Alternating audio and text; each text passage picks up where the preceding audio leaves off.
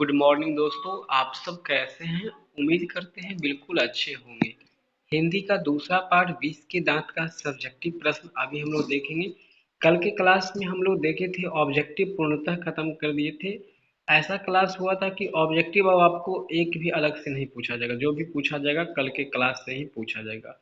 तो पहले हम लोग शॉर्ट क्वेश्चन देखेंगे, फिर हम लोग लॉन्ग क्वेश्चन को भी देख लेंगे। तो पहला जो क्वेश्चन है वो कह रहा है मदन हक्का बक्का क्यों रह गया है। तो हम देखिए, मदन हक्का बक्का इसलिए रह गया था कि मदन को लगा था कि पिता से अब वो पीट जाएगा। मतलब जब घर में वो आया था, पिताजी लगा उनको मारेंगे, लेकिन जब पिता ने उसे अपने हाथों में प्यार से उठा लिया और पिता इस स्वभाव को देख करके मदन हक्का बक्का रह गया। यानी अगर आपको कोई मारने वाले हैं, आपको लग रहा है कि अब हमारे नज़दीक आकर वो हमें कूटेंगे और आपको मारे नहीं है, उसके बदले आपको प्यार करें, तो आप जरूर हक्का बक्का रह जाएंगे। यही बात हुआ था।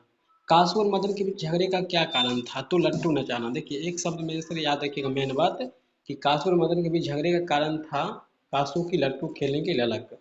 और मदन खेल रहा था, कासू बोला हम भी खेलेंगे, और थोड़ा जबरदस्ती हुआ।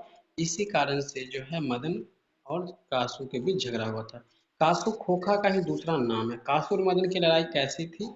कासू और मदन की लड़ाई हड्डी और मांस की बंगले के पिल्ले और गली के कुत्ते की लड़ाई थी। मतलब एक अमीर घर के एक गरीब बाप बेटा था, तो ऐसा लड़ाई था। झोपड़ी और महल की लड़ाई में अक्सर कौन जीतते हैं? तो याद रखिएगा, झोपड़ी और महल महल की लड़ाई में अक्सर जो महल वाले ही जीतते हैं। सेन साहब अपने खोखा को क्या बनाना चाहते थे? सेन साहब अपने खोखा को बिजनेसमैन इंजीनियर बनाना चाहते थे। गिरधर कौन थे? गिरधर सेन साहब के मतलब सेन साहब की फैक्ट्री में एक किराने का काम करते थे। तो मात्र इतना ही था शॉर्ट क्वेश्चन। लॉन्ग क्वेश्चन इस तरह के क्वेश्चन पूछा जाता है गिरधर का चरित्र चित्रण करे। तो इस प्रश्न को भी आपको याद रखना है। दूसरा है विष के दांत कहानी का सारांश लिखे। विष के दांत कहानी में सामाजिक समानता और मानवाधिकार की बानगी कैसा कैसे स्पष्ट किया गया है।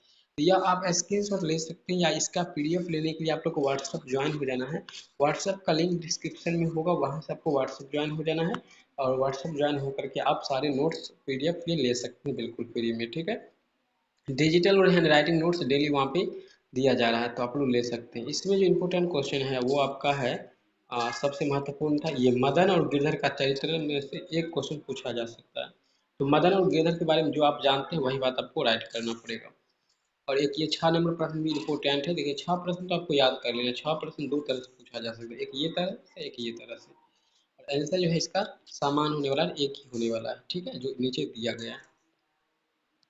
विष के दांत शीर्षक कहानी की सार्थकता स्पष्ट करना है। यह भी इम्पोर्टेंट है, लेकिन उतना इम्पोर्टेंट नहीं है। हाँ, ये देखिए 8वां प्रश्न बहुत ज़्यादा इम्पोर्टेंट है। लड़कियां क्या है भाई? तो लड़कियां कठपुतलियां हैं, उनके माता पिता इस बात का गर्व है। सब प्रश्न व्याख्या करें। 5 नंबर में प्रश्न ये पूछा जाता है, ठीक है, व्याख्या करने में। तो व्याख्या कैसे करना है, यहाँ पर आंसर दिया गया है, आप इसे एक बार पढ़ सकते हैं। अगर हमें समझाना है तो आप हमें कमेंट करके बताएं कि सर आप एक एक प्रश्न को समझाइए, तो हम आपको समझाने का भी प्रयास करेंगे। हंस और कौवे की जमात में शामिल होने के लिए अलग गए क्या प्रश्न का व्याख्या करें। तो ये भी इम्पोर्टेंट प्रश्न है आपका, ठीक है। जो भी नोट कर रहे हैं हम लोग वो सारे के सारे इम्पोर्टेंट है। खोखा या कासू का चरित्र चित्रण करें। खोखा मतलब वही है, कासू भी वही है। ऐसे ही लड़के आगे चल के गुंडे चोर और डाकू बनते हैं, ये भी इम्पोर्टेंट देखिए।